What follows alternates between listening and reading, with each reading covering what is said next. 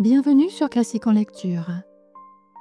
Les caractères de Jean de la Bruyère, sections 12 et 13, des jugements, lus par Iris.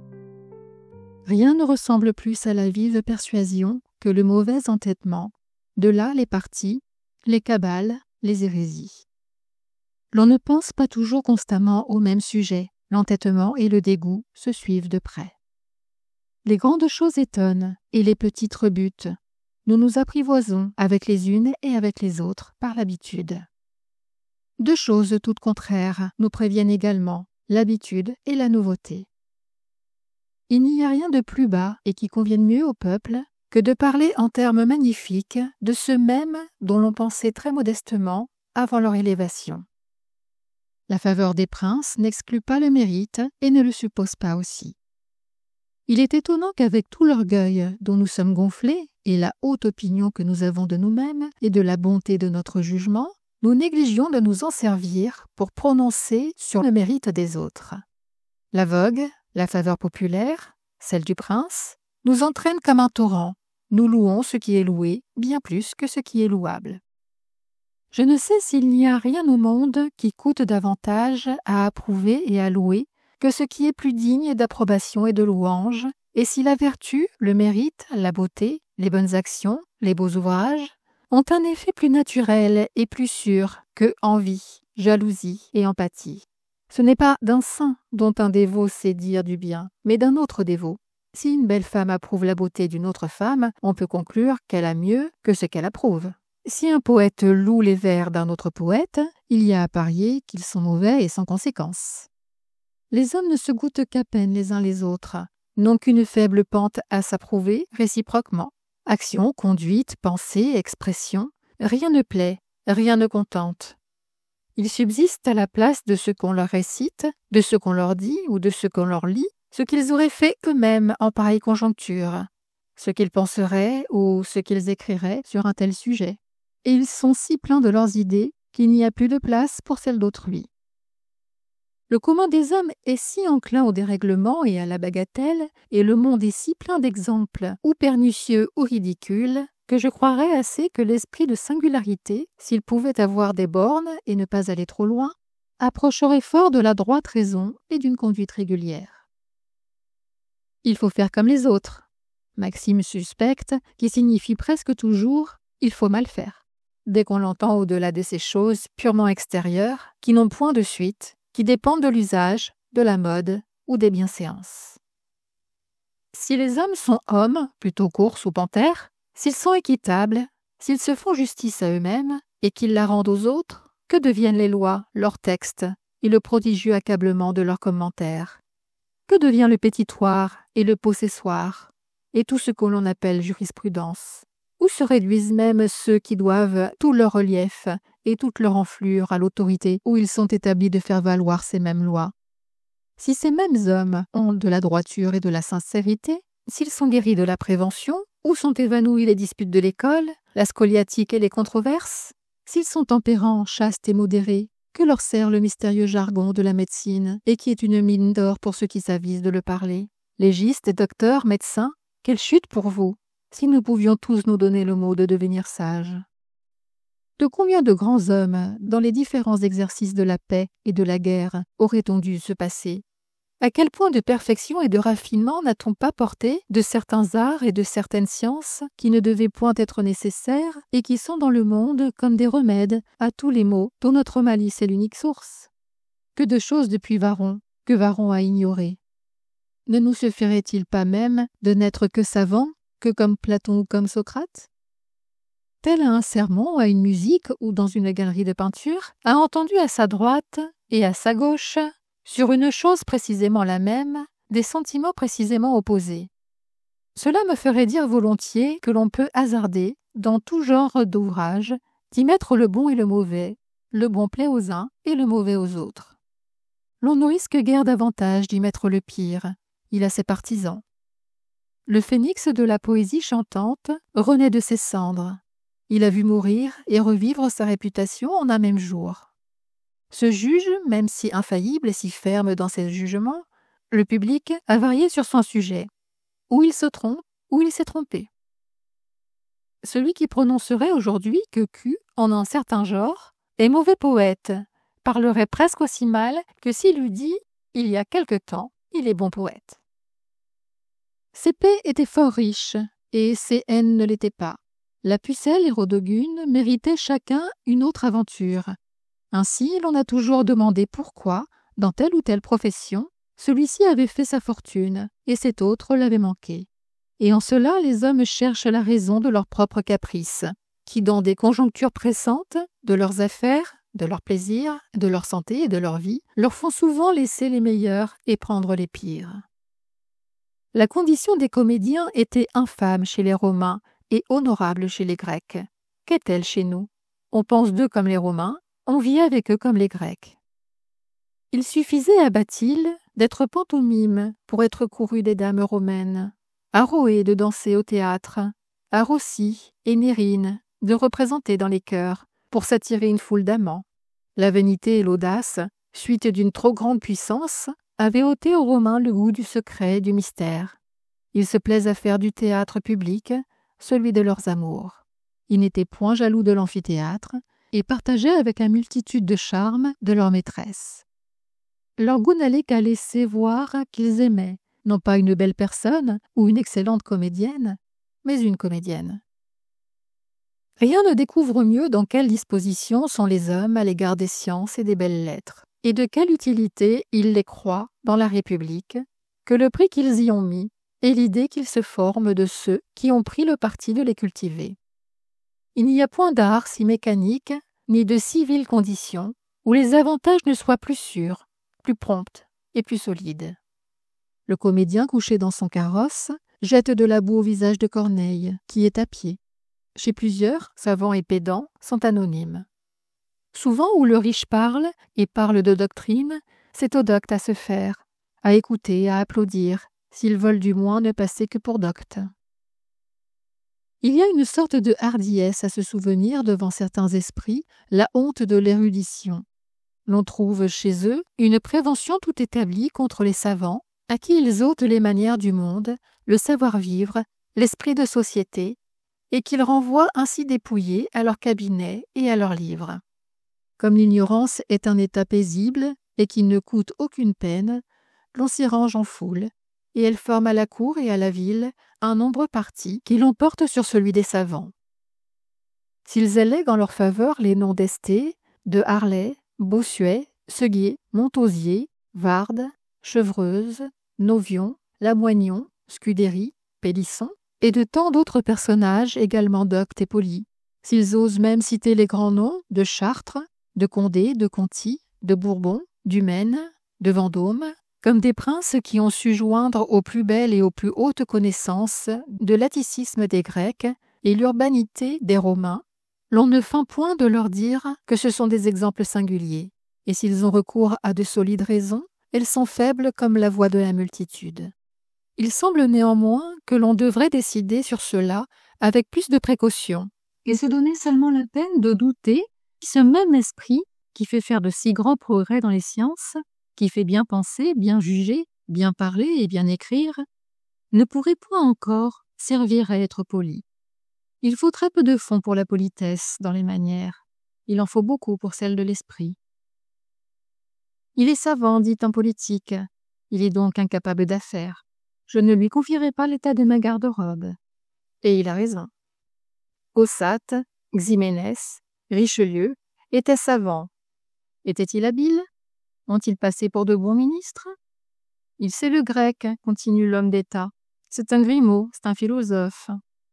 Et en effet, une fruitière à Athènes, selon les apparences, parlait grec, et par cette raison était philosophe. Les Lignons, les Lamoignons étaient de purs Grimaud. Qui en peut douter? Ils savaient le grec. Quelle vision, quel délire, aux grands, aux sages, aux judicieux Antonin, de dire qu'alors les peuples seraient heureux si l'empereur philosophait ou si le philosophe ou le Grimaud venait à l'empire.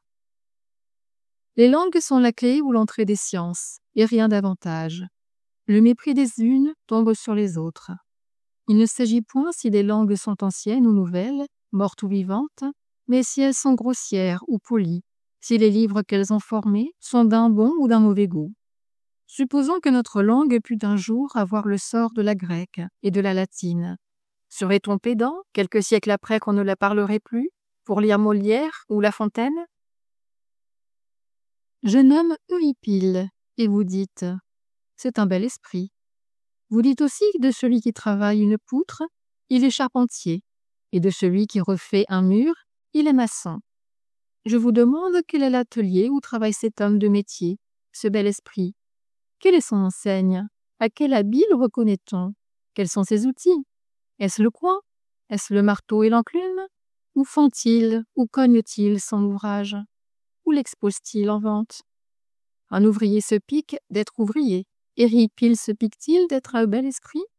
S'il est tel, vous me peignez un fat, qui met l'esprit en rotule, une âme vile et mécanique, à qui ni ce qui est beau, ni ce qui est esprit ne saurait s'appliquer sérieusement.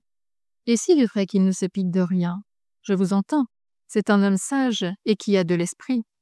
Ne dites-vous pas encore du savantasse, il est bel esprit, et ainsi du mauvais poète. Mais vous-même, vous croyez-vous sans aucun esprit? Et si vous en avez, c'est sans doute de celui qui est beau et convenable. Vous voilà donc un bel esprit, ou s'il s'en faut peu que vous preniez ce nom pour une injure. Continuez, je consens de le donner à Euripyle, et d'employer cette ironie comme des sots, sans le moindre discernement, ou comme les ignorants qu'elle console d'une certaine culture qui leur manque et qu'ils ne voient que dans les autres. Qu'on ne me parle jamais d'encre, de papier, de plume, de style, d'imprimeur, d'imprimerie, qu'on ne se hasarde plus de me dire « Vous écrivez si bien, Antisthène, continuez d'écrire. Ne verrons-nous point de vous un in-folio ?» Traitez de toutes les vertus et de tous les vices dans cet ouvrage suivi, méthodique, qui n'est point de fin. Il devrait ajouter « et nul cours ». Je renonce à tout ce qui a été, qui est et qui sera livre. Béryl tombe en syncope à la vue d'un chat, et moi à la vue d'un livre. Suis-je mieux nourri et plus lourdement vêtu? Suis-je dans ma chambre à l'abri du nord? Ai-je un lit de plumes après 20 ans entiers qu'on me débite dans la place? J'ai un grand nom, dites-vous, et beaucoup de gloire. Dites que j'ai beaucoup de vent qui ne sert à rien. Ai-je un grain de ce métal qui procure toute chose? Le vil praticien grossit son mémoire, se fait rembourser des frais qu'il n'avance pas, et il a pour gendre un comte ou un magistrat. Un homme rouge ou feuille morte devient commis, et bientôt plus riche que son maître. Il le laisse dans la roture, et avec de l'argent, il devient noble. B s'enrichit à monter dans un cercle des marionnettes. Bébé à vendre en bouteille l'eau de la rivière. Un autre charlatan arrive, ici et de là, l'aimant avec une malle. Il n'est pas chargé que les pensions courent, et il est prêt de retourner d'où il arrive avec des mulets et des fourgons. Mercure, et rien davantage, et l'or ne peut payer les méditations et les intrigues. On y ajoute la faveur et les distinctions. Et sans parler des gains licites, on paye utiliser cette huile, et à l'ouvrier son temps et son ouvrage. Paye-t-on à un auteur ce qu'il pense et ce qu'il écrit? Et s'il pense très bien, le paye-t-on très largement? Se meuble-t-il, s'anoblit à force de penser et d'écrire juste? Il faut que les hommes soient habillés, qu'ils soient rasés. Il faut que, retirés dans leur maison, ils aient une porte qui ferme bien. Est-il nécessaire qu'ils soient instruits? Folie, simplicité, imbécilité, continue Antisthène, de mettre l'enseigne, d'acteur ou de philosophe. À voir, s'il se peut, un office lucratif qui rende la vie aimable, qui fasse prêter à ses amis et donner à ceux qui ne peuvent rendre. Écrire alors par jeu, par oisiveté, et comme titire, siffle ou joue de la flûte. Cela ou rien. J'écris à ces conditions et je cède aussi à la violence de ceux qui me prennent à la gorge et me disent « Vous écrirez ». Ils liront pour titre de mon nouveau livre « Du beau, du bon, du vrai, des idées, du premier principe » par Antisthène, vendeur de marée. Si les ambassadeurs des princes étrangers étaient des singes instruits à marcher sur leurs pieds de derrière et à se faire entendre par interprètes, nous ne pourrions pas marquer un plus grand étonnement que celui que nous donne la justesse de leurs réponses et le bon sens qui paraît quelquefois dans leurs discours. La prévention du pays, jointe à l'orgueil de la nation, nous fait oublier que la raison est de tous les climats et que l'on pense juste partout où il y a des hommes. Nous n'aimerions pas à être traités ainsi de ceux que nous appelons barbares. Et s'il y a en nous quelque barbarie, elle consiste à être épouvantés de voir d'autres peuples raisonner comme nous. Tous les étrangers ne sont pas barbares, et tous nos compatriotes ne sont pas civilisés. De même, toute campagne n'est pas agreste, et toute ville n'est pas polie. Il y a dans l'Europe un endroit d'une province maritime, d'un grand royaume, où le villageois est doux et insinuant. Le bourgeois, au contraire, est le magistrat grossier, dont la rusticité est héréditaire. Avec un langage si pur et une si grande recherche dans nos habits, des mœurs si cultivées, de si belles lois et un visage blanc, nous sommes barbares pour quelques peuples. Si nous entendions dire des orientaux qu'ils boivent ordinairement d'une liqueur qui leur monte à la tête, leur fait perdre la raison et les fait vomir, nous dirions « cela est bien barbare ». Ce prélat se montre peu à la cour. Il n'est de nul commerce, on ne le voit point avec des femmes, il ne joue ni à grande ni à petite prime, il n'assiste ni aux fêtes ni aux spectacles, il n'est point homme de cabale et il n'a point l'esprit d'intrigue. Toujours dans son évêché, où il fait une résidence continuelle, il ne songe qu'à instruire son peuple par la parole et à l'édifier par son exemple.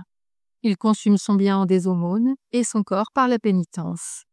Il n'a que l'esprit de régularité et il est imitateur du zèle et de la piété des apôtres. Les temps sont changés et il est menacé sous ce règne d'un titre plus éminent.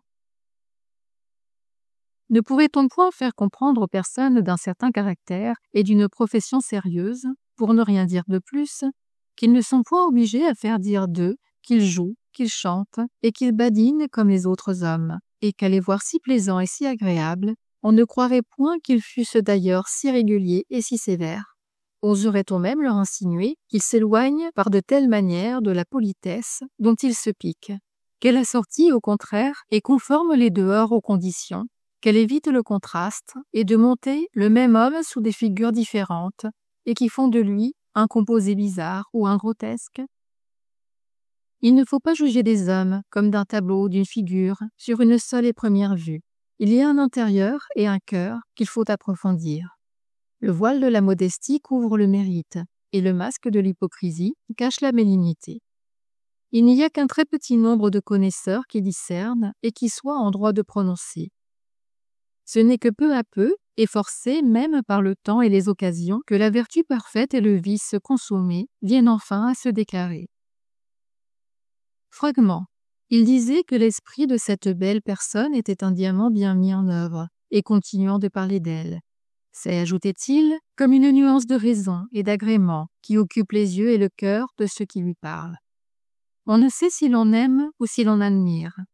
Il y a en elle de quoi faire une parfaite amie, et il y a aussi de quoi vous mener plus loin que l'amitié. Trop jeune et trop fleurie pour ne pas plaire, mais trop modeste pour songer à plaire, elle ne tient compte aux hommes que de leurs mérites et ne croit avoir que des amis. Pleine de vivacité et capable de sentiments, elle surprend et elle intéresse, et sans rien ignorer de ce qui peut entrer de plus délicat et de plus fin dans les conversations, elle a encore ces saillies heureuses qui, entre autres plaisirs qu'elles font, dispensent toujours de la réplique. Elle vous parle comme celle qui n'est pas savante, qui doute et qui cherche à s'éclaircir.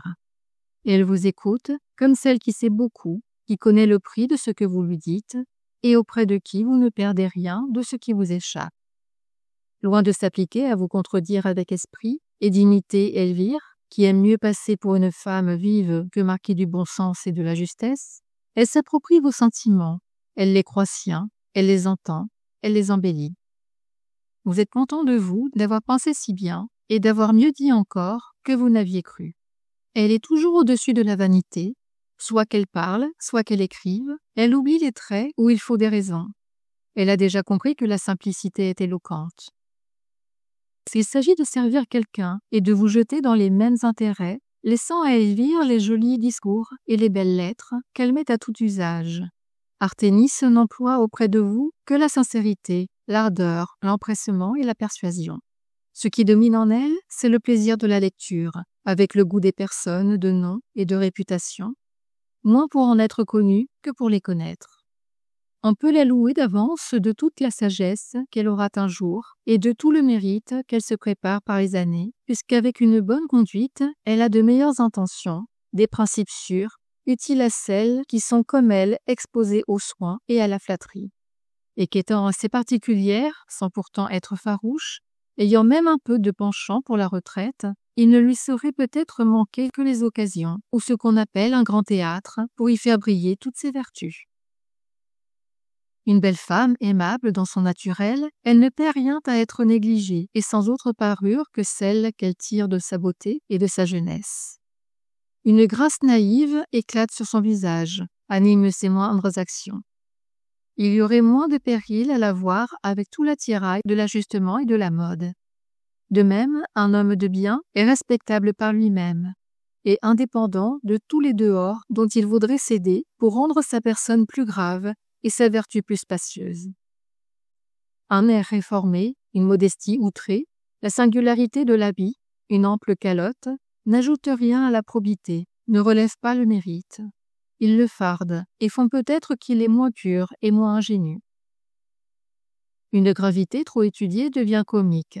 Ce sont comme des extrémités qui se touchent et dont le milieu est dignité. Cela ne s'appelle pas être grave, mais en jouer pour le personnage. Celui qui songe à le devenir ne le sera jamais. Où la gravité n'est point, elle est naturelle, et il est moins difficile d'en descendre que d'y monter. Un homme de talent et de réputation, s'il est chagrin et austère, il effarouche les jeunes gens, les fait penser mal de la vertu, et la leur rend suspecte d'une trop grande réforme et d'une pratique trop ennuyeuse. S'il est au contraire d'un bon commerce, il leur est une leçon utile. Il leur apprend qu'on peut vivre gaiement et laborieusement, avoir des vues sérieuses sans renoncer au plaisir honnête. Il leur devient un exemple qu'on peut suivre. La physionomie n'est pas une règle qui nous soit donnée pour juger les hommes, elle nous peut servir de conjecture. L'art spirituel est dans les hommes, ce que la régularité des traits est dans les femmes. C'est le genre de beauté où les plus vains puissent aspirer. Un homme qui a beaucoup de mérite et d'esprit, et qui est connu pour tel, n'est pas laid, même avec des traits qui sont difformes. Ou s'il a de la laideur, elle ne fait pas son impression. Combien d'art pour entrer dans la nature? Combien de temps, de règles, d'attention et de travail pour danser avec la même liberté et la même grâce que l'on sait marcher, pour chanter comme on parle, parler et s'exprimer comme l'on pense. Jeter autant de force, de vivacité, de passion et de persuasion dans un discours étudié que l'on prononce dans le public, qu'on en a quelquefois naturellement et sans préparation dans les entretiens les plus familiers. Ceux qui, sans nous connaître, pensent mal de nous, ne nous font pas de tort. Ce n'est pas nous qu'ils attaquent, c'est le fantôme de leur imagination. Il y a de petites règles, des devoirs, des bienséances attachées au lieu, au temps, aux personnes, qui ne se devinent point à force d'esprit et que l'usage apprend sans nulle peine. Juger des hommes par les fautes qui leur échappent, en ce genre, avant qu'ils soient assez intuitifs, c'est en juger par leurs ongles ou par la pointe de leurs cheveux, c'est vouloir un jour être détrompé. Je ne sais s'il est permis de juger des hommes par une faute qui est unique, et si un besoin extrême, ou une violente passion, ou un premier mouvement tient à la conséquence. Le contraire des bruits qui courent, des affaires ou des hommes, est souvent la vérité. Sans une grande raideur et une continuelle attention à toutes ces paroles, on est exposé à dire en moins d'une heure le oui ou le non sur une même chose ou sur une même personne, déterminé seulement par un esprit de société et de commerce qui entraîne naturellement à ne pas contredire celui-ci et celui-là qui en parlent différemment. Un homme partial est exposé à de petites mortifications, car comme il est également impossible que ceux qu'il favorise soient toujours heureux ou sages, et que ceux contre qui il se déclare soient toujours en faute ou malheureux, il naît de là qu'il lui arrive souvent de perdre contenance dans le public, ou par le mauvais succès de ses amis, ou par une nouvelle gloire qu'acquièrent ceux qu'il n'aime point. Un homme sujet à se laisser prévenir, s'il ose remplir une dignité ou séculière ou ecclésiastique, est un aveugle qui veut peindre, un muet qui s'est chargé d'une harangue, un sourd qui juge d'une symphonie. Faible image, et qui n'exprime qu'imparfaitement la misère de la prévention.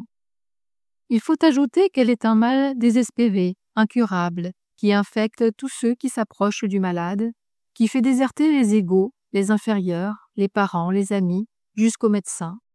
Ils sont bien éloignés de le guérir s'ils ne peuvent le faire convenir de sa maladie, ni des remèdes qui seraient d'écouter, de douter, de s'informer et de s'éclaircir.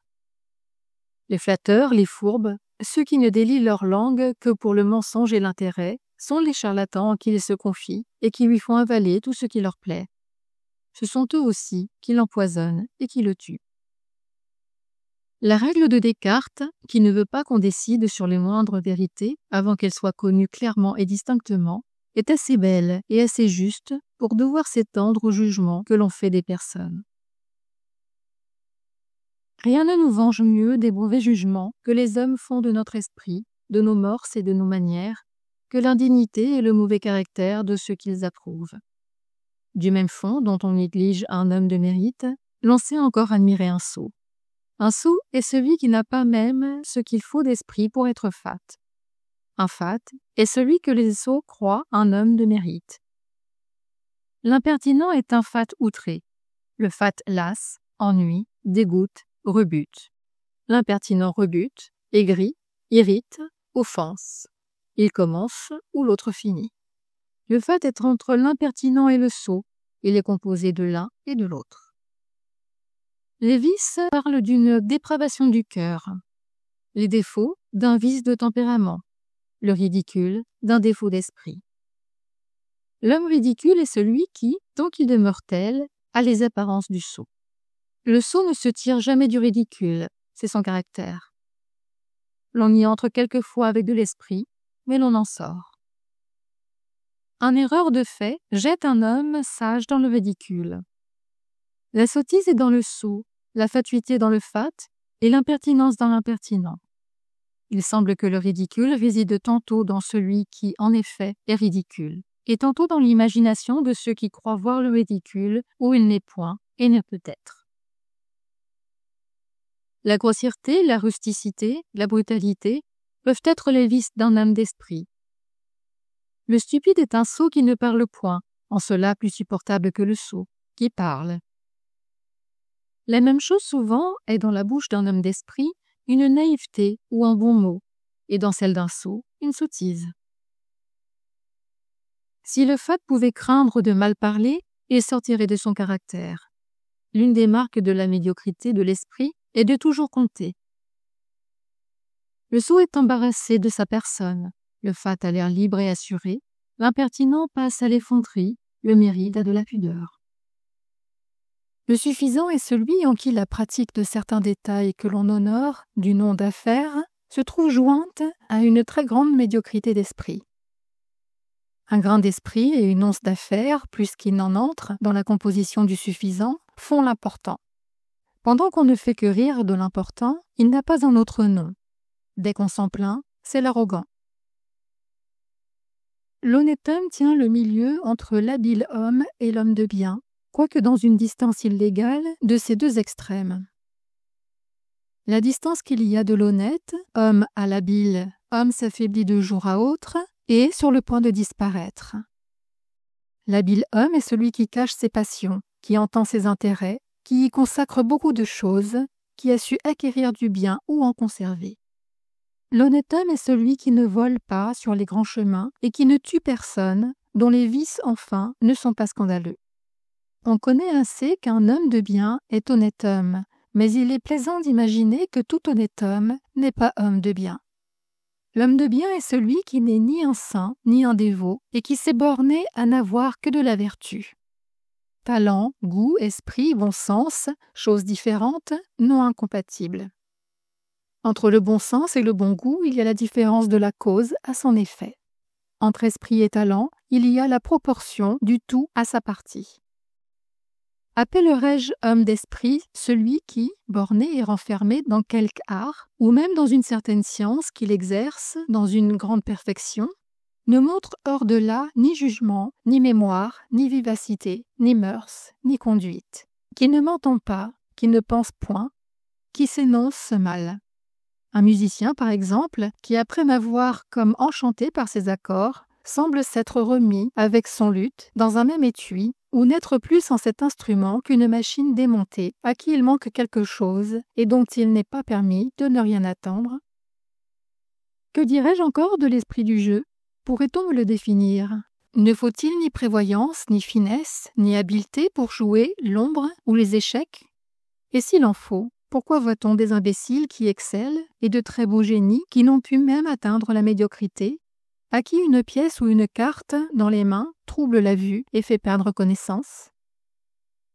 Il y a dans le monde quelque chose, s'il se peut, de plus incompréhensible. Un homme paraît grossier, lourd, stupide. Il ne sait pas parler ni raconter ce qu'il vient de voir. S'il se met à écrire, c'est le modèle des bons contes. Il fait parler les animaux, les arbres, les pierres, tout ce qui ne parle point. Ce n'est que légèreté, qu'élégance, que beau naturel et que délicatesse dans ses ouvrages. Un autre est simple, timide, d'une ennuyeuse conversation. Il prend un mot pour un autre et il ne juge de la bonté de sa pièce que par l'argent qui lui en revient. Il ne sait pas la réciter ni lire son écriture. Laissez-le s'élever par la composition.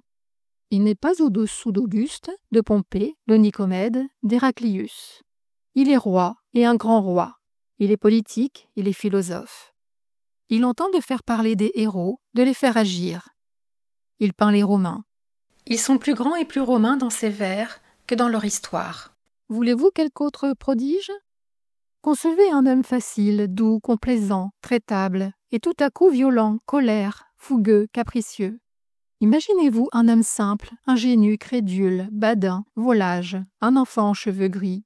Mais permettez-lui de se recueillir, ou plutôt de se livrer à un génie qui agit en lui, j'ose dire, sans qu'il y prenne part, et comme à son insu. Quelle verve, quelle élévation, quelles images, quelle latinité! Parlez-vous d'une même personne, me direz-vous? Oui, du même, de Théodaste et de lui seul. Il crie, il s'agite, il se roule à terre, il se relève, il tonne, il éclate. Et du milieu de cette tempête, il sort une lumière qui brille et qui réjouit. Disons-le sans figure, il parle comme un fou et pense comme un homme sage. Il dit ridiculeusement des choses vraies et follement des choses sensées et raisonnables. On est surpris de voir naître et éclore le bon sens au sein de la bouffonnerie, parmi les grimaces et les contorsions. Qu'ajouterais-je davantage? Il dit et il fait mieux qu'il ne sait. Ce sont en lui comme deux âmes qui ne se connaissent point, qui ne dépendent point l'une de l'autre, qui ont chacune leur tour ou leur fonction toutes séparées. Il manquerait un trait à cette peinture si surprenante, si j'oubliais de dire qu'il est tout à la fois avide et insatiable de louanges, prêt de se jeter aux yeux de ses critiques et dans le fond assez docile pour profiter de leur censure. Je commence à me persuader moi-même que j'ai fait le portrait de deux personnages tout différents. Il ne serait pas même possible d'en trouver un troisième dans Théodaste, car il est bon homme, il est plaisant homme, et il est excellent homme.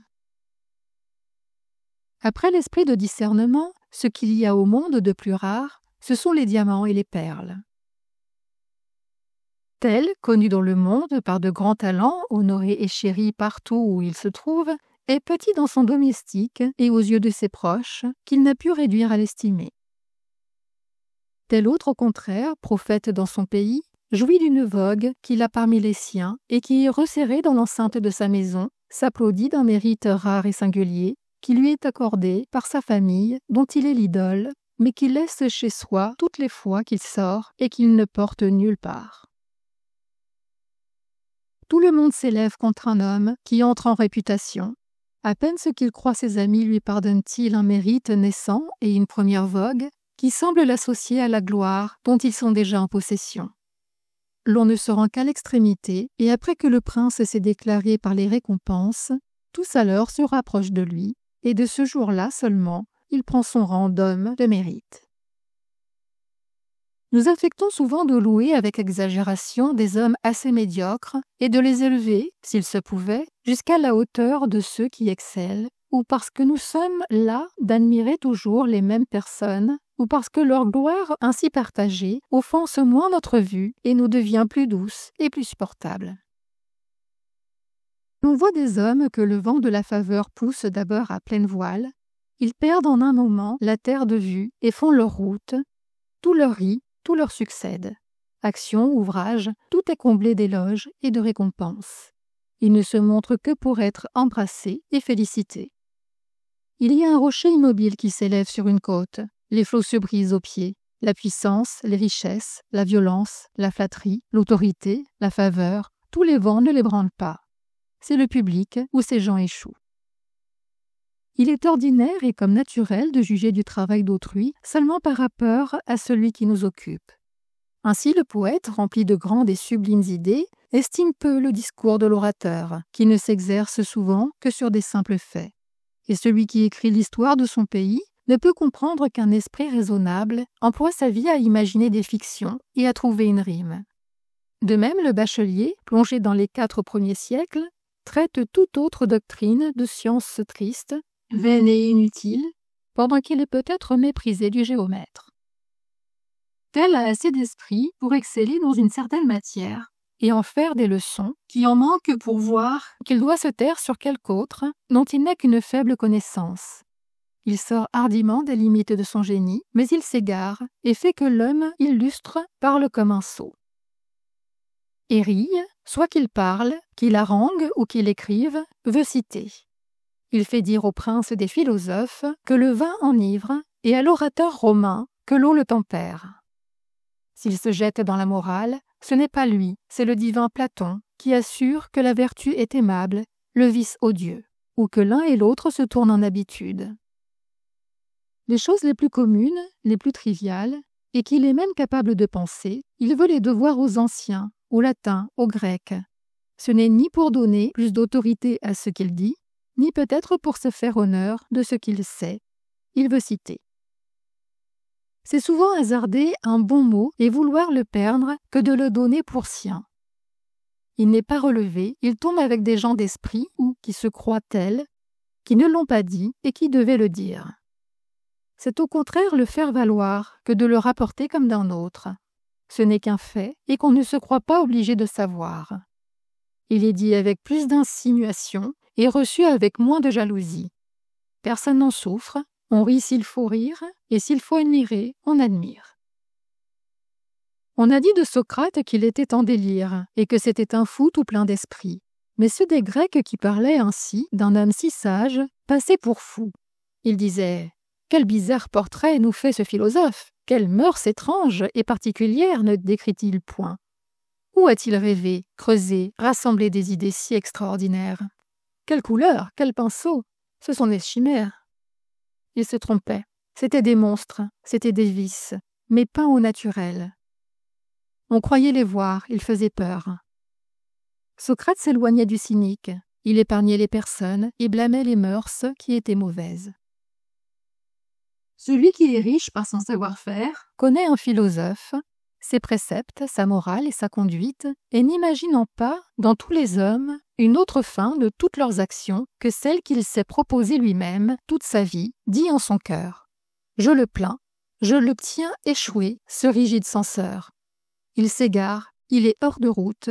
Ce n'est pas ainsi qu'on prend le vent et que l'on arrive au délicieux port de la fortune.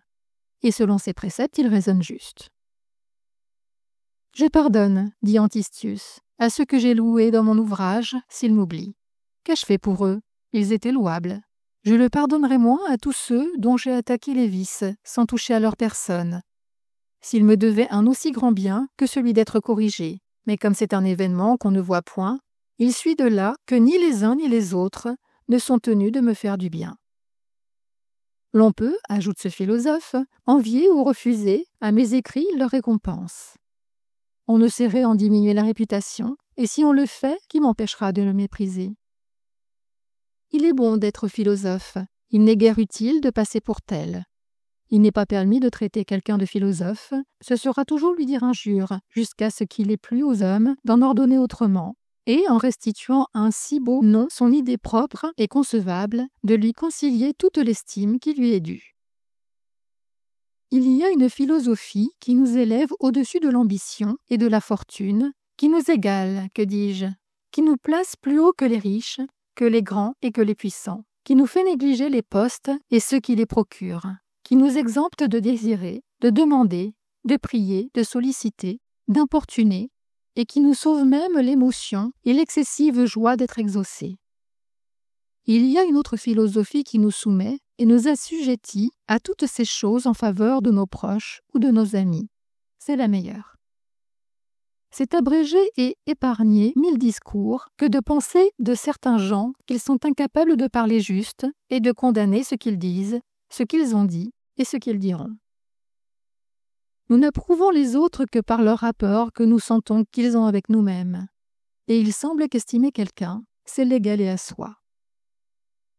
Les mêmes défauts qui dans les autres sont lourds et insupportables sont chez nous comme dans leur centre. Ils ne pèsent plus, on ne les sent pas. Tel parle d'un autre et en fait un portrait affreux qui ne voit pas qu'il se peint lui-même. Rien ne nous corrigerait plus promptement de nos défauts que si nous étions capables de les avouer et de les reconnaître dans les autres. C'est dans cette juste distance que, nous paraissant tels qu'ils sont, ils se feraient haïr autant qu'ils le méritent. La sage conduite roule sur 2 pivots, le passé et l'avenir. Celui qui a la mémoire fidèle et une grande prévoyance est hors du péril de censurer dans les autres ce qu'il a peut-être fait lui-même, ou de condamner une action dans un pareil cas et dans toutes les circonstances où elle lui sera un jour inévitable. Le guerrier et le politique, non plus que le joueur habile, ne font pas le hasard, mais ils le préparent, ils l'attirent et semblent presque le déterminer.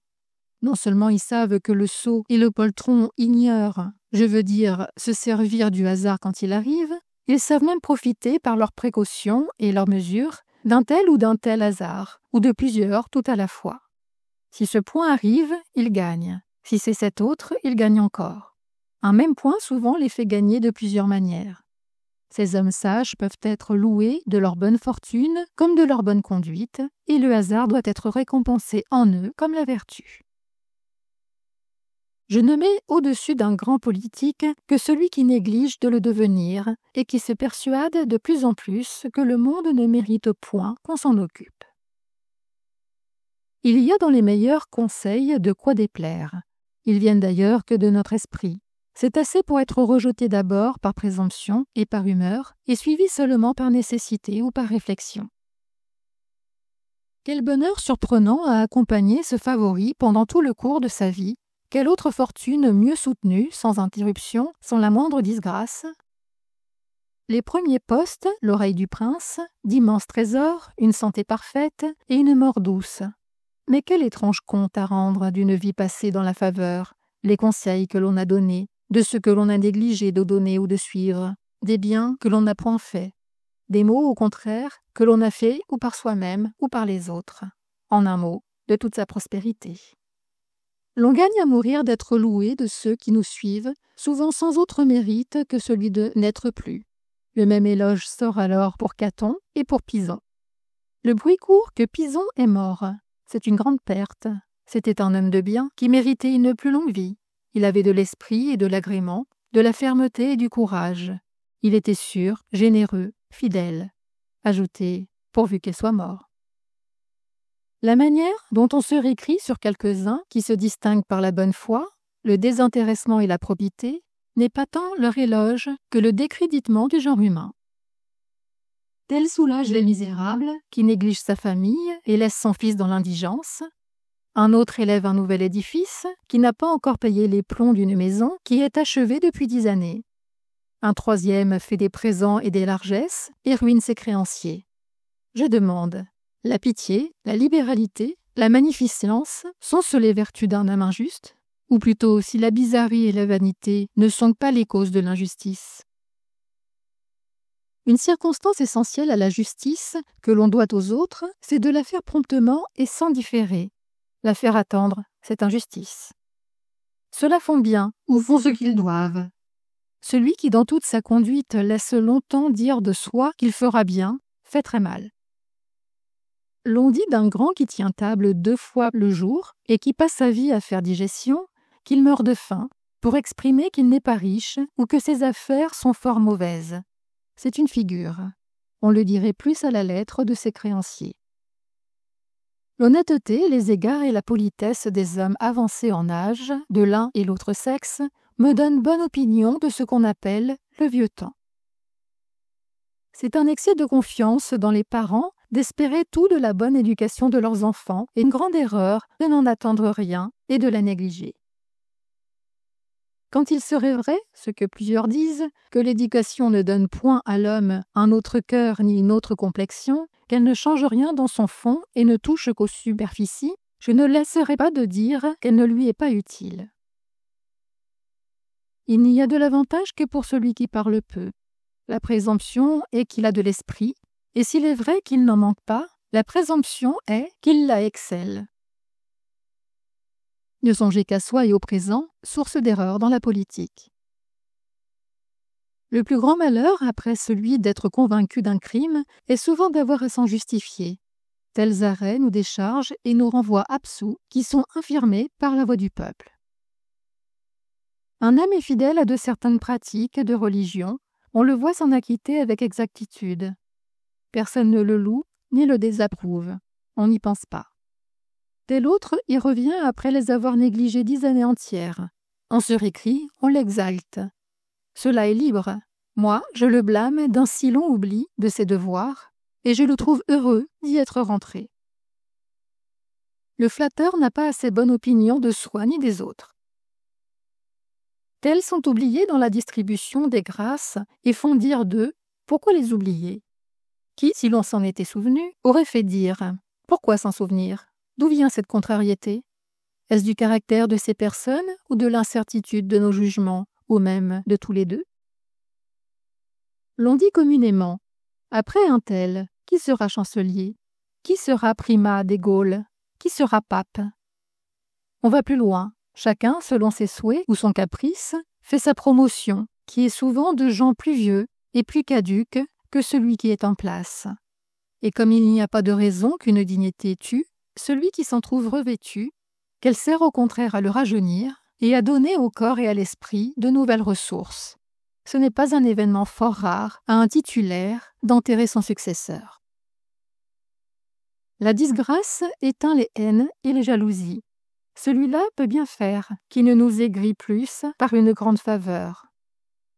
Il n'y a aucun mérite, il n'y a aucune sorte de vertu qu'on ne lui pardonne. Il serait un héros impunément. Rien n'est bien d'un homme disgracié. Vertu, mérite, tout est dédaigné ou mal expliqué ou imputé à vice. Qu'il ait un grand cœur, qu'il ne craigne ni le fer ni le feu, qu'il aille d'aussi bonne grâce à l'ennemi que Bayard et Montrevel, c'est un bravache. On en plaisante. Il n'a plus de quoi être un héros. Je me contredis, il est vrai. Accusez-en les hommes dont je ne fais que rapporter les jugements. Je ne dis pas de différents hommes. Je dis les mêmes qui jugent si différemment. Il ne faut pas 20 années accomplies pour voir changer les hommes d'opinion sur les choses les plus sérieuses, comme sur celles qui leur ont paru les plus sûres et les plus vraies. Je ne hasarderai pas d'avancer que le feu en soi, et indépendamment de nos sensations, n'a aucune chaleur, c'est-à-dire rien de semblable à ce que nous éprouvons en nous-mêmes à son approche, de peur que quelque jour il ne devienne aussi chaud qu'il a jamais été. J'assurerai aussi peu qu'une ligne droite, tombant sur une autre ligne droite, fait 2 angles droits ou égaux à 2 droits, de peur que les hommes venant à y découvrir quelque chose de plus ou de moins, je ne sois raillé de ma proposition.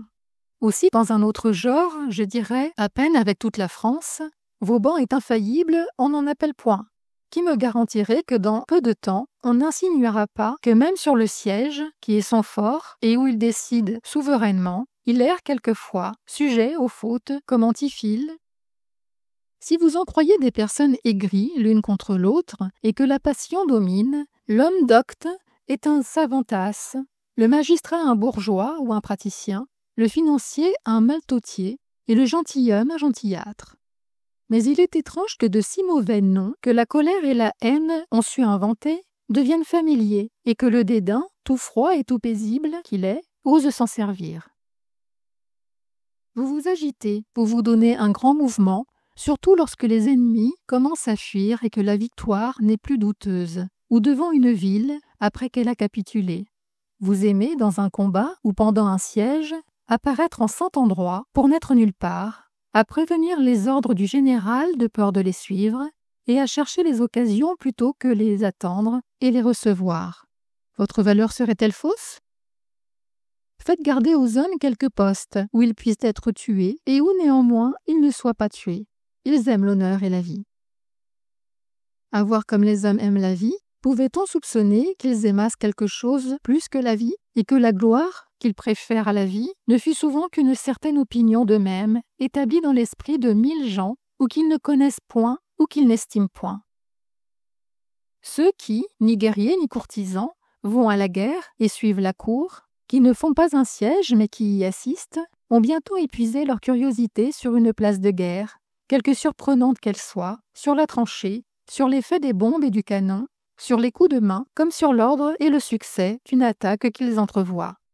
La résistance continue, les pluies surviennent, les fatigues croissent, on plonge dans la fange, on a à combattre les saisons et l'ennemi, on peut être forcé dans ces lignes et enfermé entre une ville et une armée. Quelles extrémités! On perd courage, on murmure. Est-ce un si grand inconvénient que de lever un siège? Le salut de l'État dépend-il d'une citadelle, de plus ou de moins? Ne faut-il pas, ajoute-t-il, fléchir sous les ordres du ciel qui semble se déclarer contre nous et remettre la partie à un autre temps? Alors ils ne comprennent plus la fermeté. Et s'ils osaient dire l'opiniâtreté du général, qui serait dit contre les obstacles, qui s'anime par la difficulté de l'entreprise, qui veille la nuit et s'expose le jour pour la conduire à sa fin? A-t-on capitulé? Ces hommes si découragés relèvent l'importance de cette conquête, en prédisent les suites, exagèrent la nécessité qu'il y avait de la faire. Le péril et la honte qui suivaient de s'en désister prouvent que l'armée qui nous couvrait des ennemis était invincible. Ils reviennent avec la cour, passent par les villes et les bourgades, fiers d'être regardés de la bourgeoisie qui est aux fenêtres, comme ceux même qui ont pris la place. Ils en triomphent par les chemins, ils se croient braves. Revenus chez eux, ils vous étourdissent de flancs, de redans, de ravelins, de fausses braies, de courtines et de chemins couverts. Ils rendent compte des endroits où l'envie de voir les a portés et où ils ne laissaient pas d'y avoir du péril, des hasards qu'ils ont courus à leur retour d'être pris ou tués par l'ennemi. Ils taisaient seulement qu'ils ont eu peur.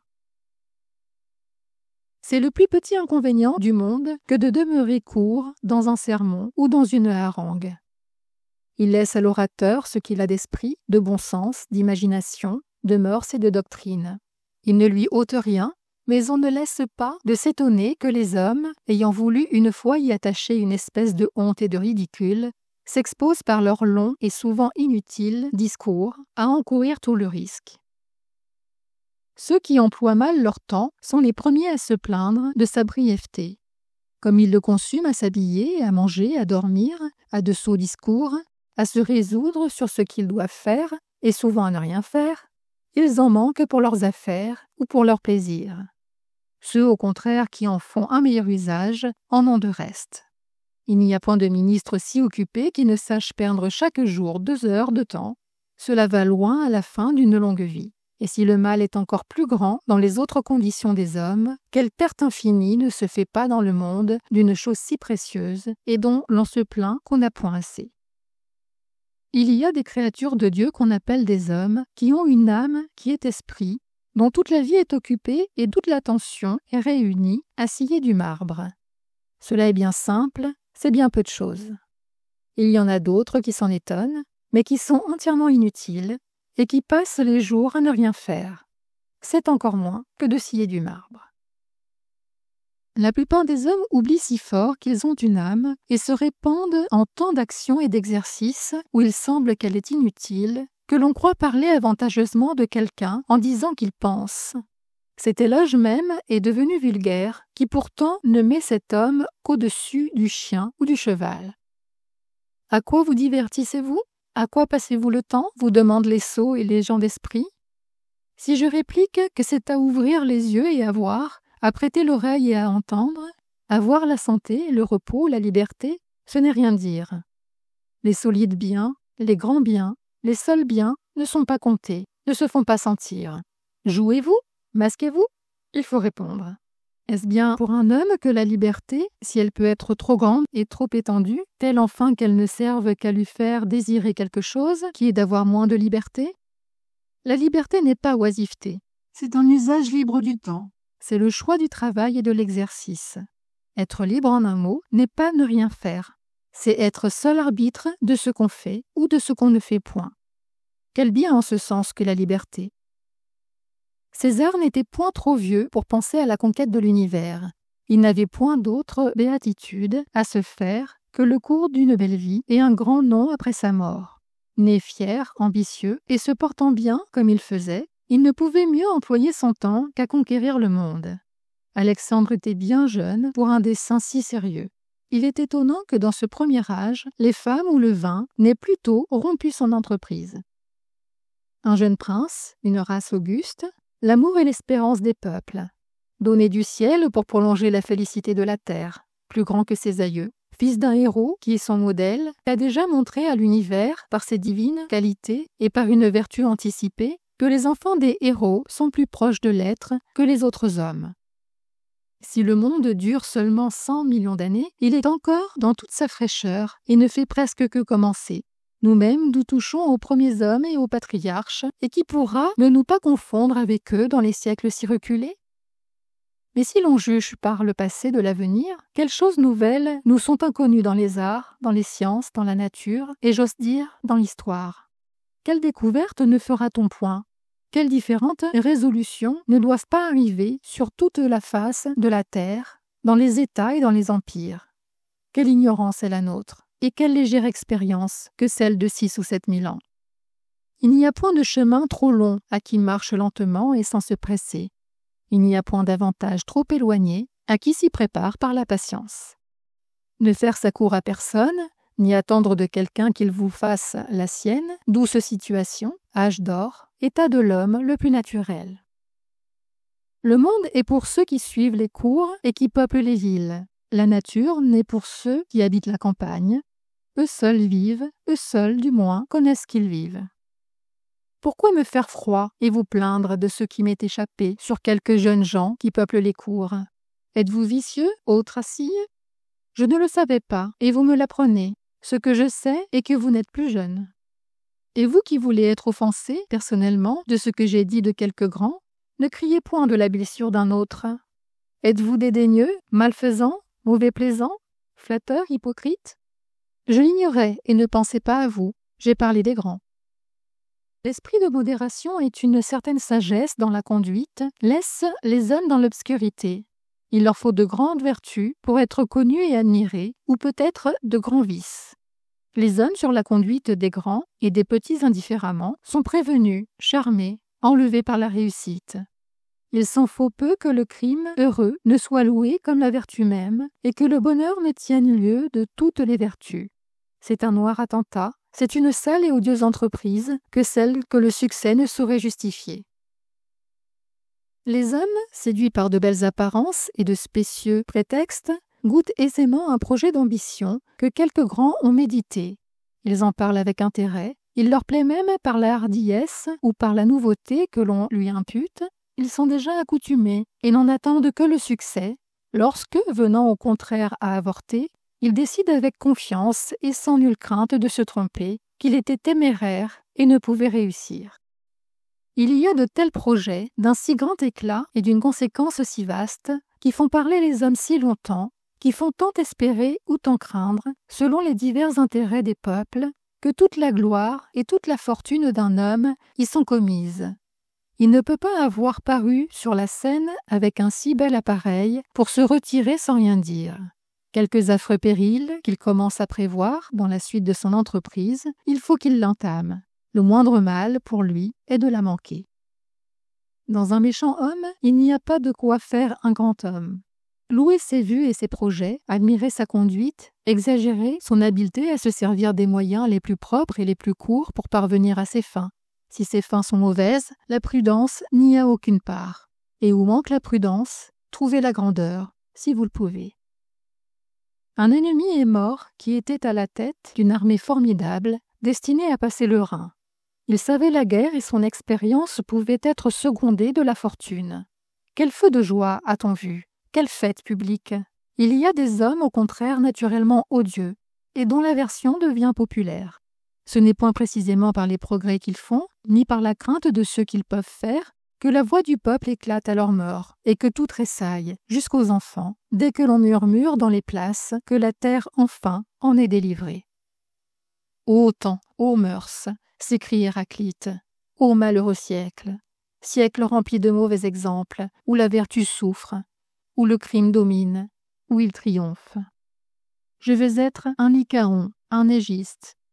L'occasion ne peut être meilleure, ni les conjonctures plus favorables, si je désire du moins de fleurir et de prospérer.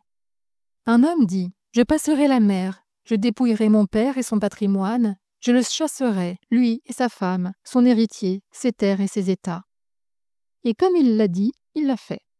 Ce qu'il devait appréhender, c'était le ressentiment de plusieurs rois qui l'outragent en la personne d'un seul roi. Mais ils tiennent pour lui. Ils lui ont presque dit « Passez la mer, dépouillez votre père, montrez à tout l'univers qu'on peut chasser un roi de son royaume, ainsi qu'un petit seigneur de son château, ou un fermier de sa métairie. Qu'il n'y ait plus de différence entre de simples particuliers et nous. Nous sommes las de ces distinctions. Apprenez au monde que ces peuples, que Dieu a mis sous nos pieds, peuvent nous abandonner, nous trahir, nous livrer, se livrer eux-mêmes à un étranger, et qu'ils ont moins à craindre de nous que nous d'eux et de leur puissance. Qui pourrait voir des choses si tristes avec des yeux secs et une âme tranquille? Il n'y a point de charge qui n'ait leur privilège. Il n'y a aucun titulaire qui ne parle, qui ne plaide, qui ne s'agite pour les défendre. La dignité royale seule n'a plus de privilèges. Les rois eux-mêmes y ont renoncé. Un seul, toujours bon et magnanime, ouvre ses bras à une famille malheureuse. Tous les autres se liguent comme pour se venger de lui et de l'appui qu'il donne à une cause qui leur est commune. L'esprit de pique et de jalousie prévaut chez eux à l'intérêt de l'honneur, de la religion et de leur état. Est-ce assez? À leur intérêt personnel et domestique, il y va, je ne dis pas de leur élection, mais de leur succession, de leurs droits comme héréditaires. Enfin, dans tous, l'homme l'emporte sur le souverain. Un prince délivrait l'Europe, se délivrait lui-même d'un fatal ennemi, allait jouir de la gloire d'avoir détruit un grand empire. Il la néglige pour une guerre douteuse. Ceux qui sont nés arbitres et médiateurs temporisent.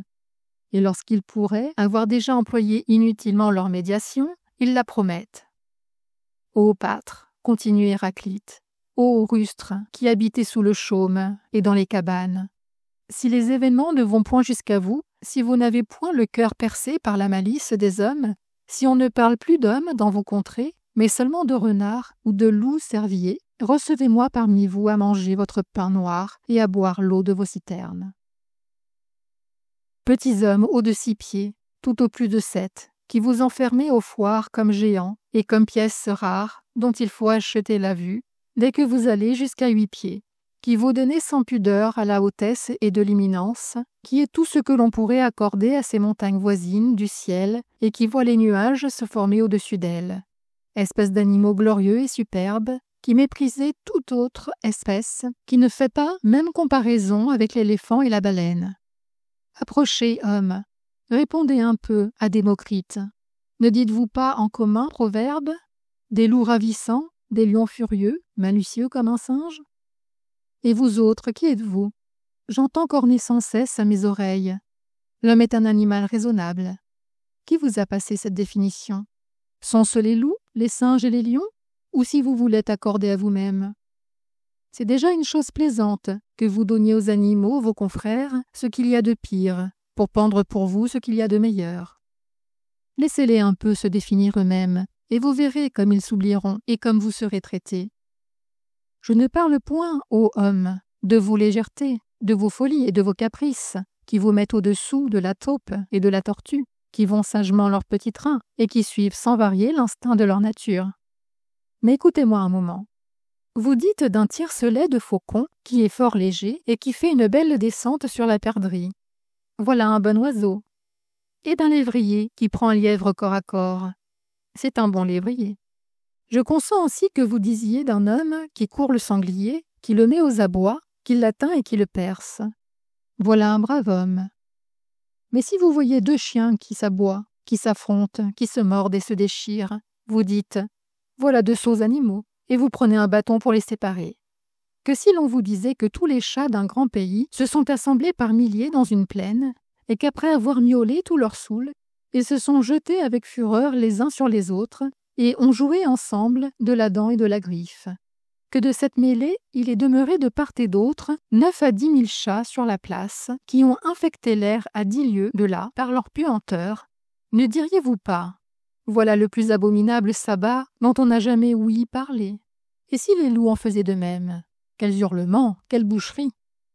Et si les uns ou les autres vous disaient qu'ils aiment la gloire, conclurez-vous de ce discours qu'ils la mettent à se trouver à ce beau rendez-vous, à détruire ainsi et anéantir leur propre espèce? Ou après avoir conclu, ne ririez-vous pas de tout votre cœur de l'ingénuité de ces pauvres bêtes?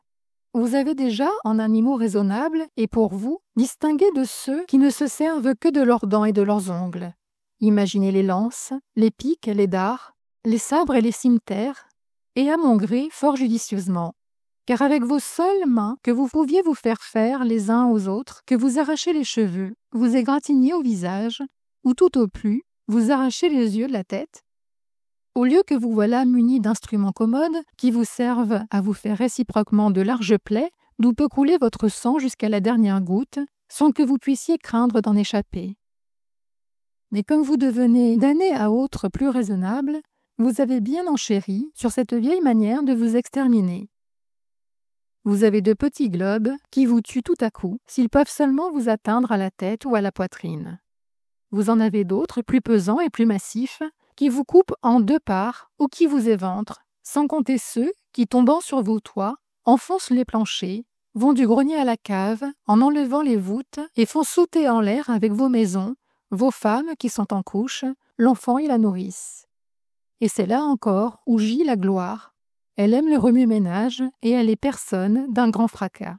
Vous avez d'ailleurs des armes défensives, et dans les bonnes règles, vous devez en guerre être habillé de fer, ce qui est sans mentir une jolie parure, et qui me fait souvenir de ces 4 puces célèbres que montrait autrefois un charlatan, subtil ouvrier, dans une fiole où il avait trouvé le secret de les faire vivre. Il leur avait mis à chacune une salade en tête, leur avait passé un corps de cuirasse, mis des brassards, des genouillères, la lance sur la cuisse, rien ne leur manquait. Et en cet équipage, elles allaient par sauts et par bonds dans leurs bouteilles. Feignez un homme de la taille du mont Athos. Pourquoi non? Une âme serait-elle embarrassée d'animer un tel corps? Elle en serait plus large, si cet homme avait la vue assez subtile pour vous découvrir quelque part sur la terre avec vos armes offensives et défensives. Que croyez-vous qu'il penserait de petits marmoussets ainsi équipés et de ce que vous appelez guerre, cavalerie, infanterie, un mémorable siège, une fameuse journée? N'entendais-je donc plus bourdonner d'autre chose parmi vous? Le monde ne se divise-t-il plus qu'en régiments et en compagnies? Tout est-il devenu bataillon ou escadron? Il a pris une ville, il en a pris une seconde, puis une troisième. Il a gagné une bataille, 2 batailles. Il chasse l'ennemi. Il vint sur mer, il vint sur terre. Est-ce de quelqu'un de vous autres? Est-ce d'un géant, d'un Athos, que vous parlez? Vous avez surtout un homme pâle et livide, qui n'a pas sur soi 10 onces de chair, et que l'on croirait jeter à terre du moindre souffle. Il fait néanmoins plus de bruit que 4 autres, et met tout en combustion. Il vient de pêcher en eau trouble une île tout entière. Ailleurs, à la vérité, il est battu et poursuivi, mais il se sauve par les marées et ne veut écouter ni paix ni trêve. Il a montré de bonne heure ce qu'il savait faire. Il a mordu le sein de sa nourrice. Elle en est morte, la pauvre femme. Je m'entends, il suffit. En un mot, il est né, sujet, et il ne l'est plus. Au contraire, il est le maître. Et ceux qu'il a domptés et mis sous le joug vont à la charrue et labourent de bon courage.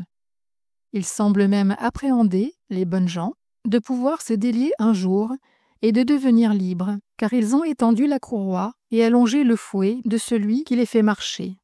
Ils n'oublient rien pour accroître leur servitude et lui font passer l'eau pour se faire d'autres vassaux et s'acquérir de nouveaux domaines. Il s'agit, il est vrai, de prendre son père et sa mère par les épaules et de les jeter hors de leur maison. Et il l'aide dans une si honnête entreprise. Les gens de Delà-l'eau et ceux d'en deçà se cotisent et mettent chacun du leur pour se le rendre à eux tous de jour en jour plus redoutable. Les Pictes et les Saxons imposent silence aux Bataves et ceux-ci aux Pictes et aux Saxons. Tous ne peuvent vanter d'être ces humbles esclaves et autant qu'ils le souhaitaient. mais qu'entends-je de certains personnages qui ont des couronnes? Je ne dis des comtes ou des marquis, dont la terre fourmille, mais des princes et des souverains. Ils viennent trouver cet homme, dès qu'il a sifflé, ils se découvrent dès son antichambre, et ils ne parlent que quand on les interroge.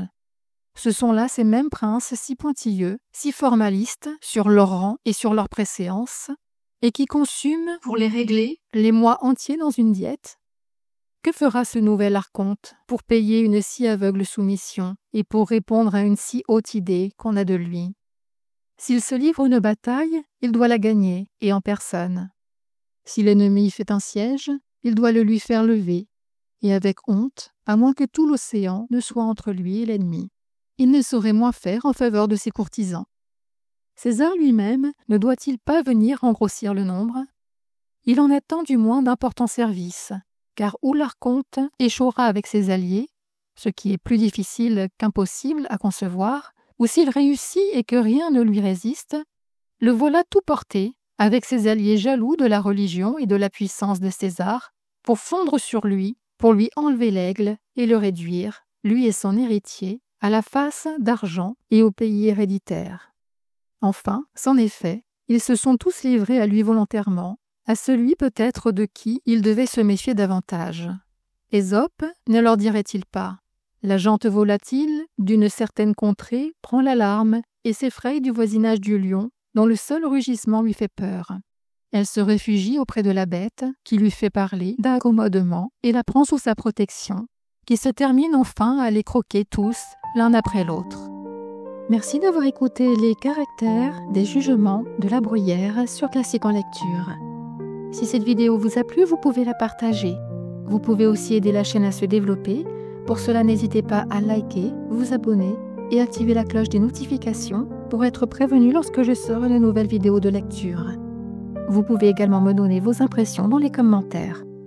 À très vite sur Classique en lecture.